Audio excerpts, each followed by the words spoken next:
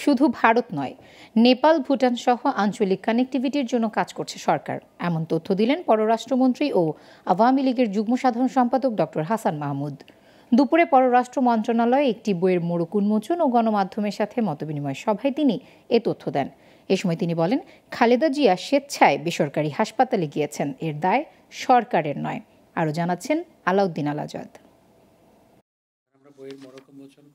বৃহস্পতিবার দুপুরে পররাষ্ট্র মন্ত্রণালয়ে গ্রন্থমূলক উন্মোচন ও গণমাধ্যমের সাথে মতবিনিময় করেন পররাষ্ট্রমন্ত্রী ডক্টর হাসান মাহমুদ।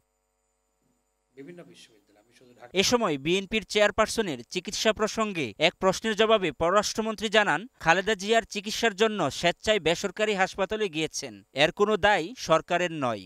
ইউনাইটেড হাসপাতাল তো সরকারি হাসপাতাল না, এটা তো একটা বেসরকারি হাসপাতাল। অ্যাম্বুলেন্স দেওয়া না দেওয়া তো সরকারের হাতে কেন হবে? ইউনাইটেড হাসপাতালেরই তো আপনি তাদের অ্যাম্বুলেন্স আছে এবং সমস্ত কিছু তাদের আছে।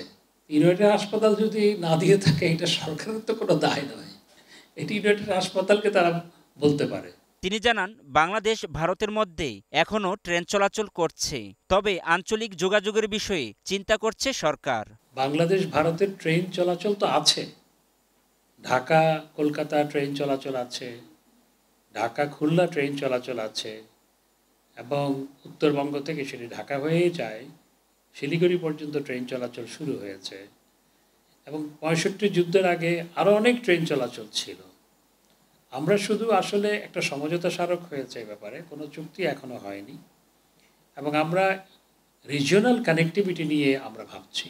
বহির্বিশ্বের সঙ্গে বাংলাদেশ ভারসাম্যপূর্ণ সম্পর্ক বজায় রেখেছে উল্লেখ করে পররাষ্ট্রমন্ত্রী বলেন, প্রধানমন্ত্রীর ভারত সফরের পর চীন সফর এই ভারসাম্যপূর্ণ সম্পর্কেরই বহিঃপ্রকাশ।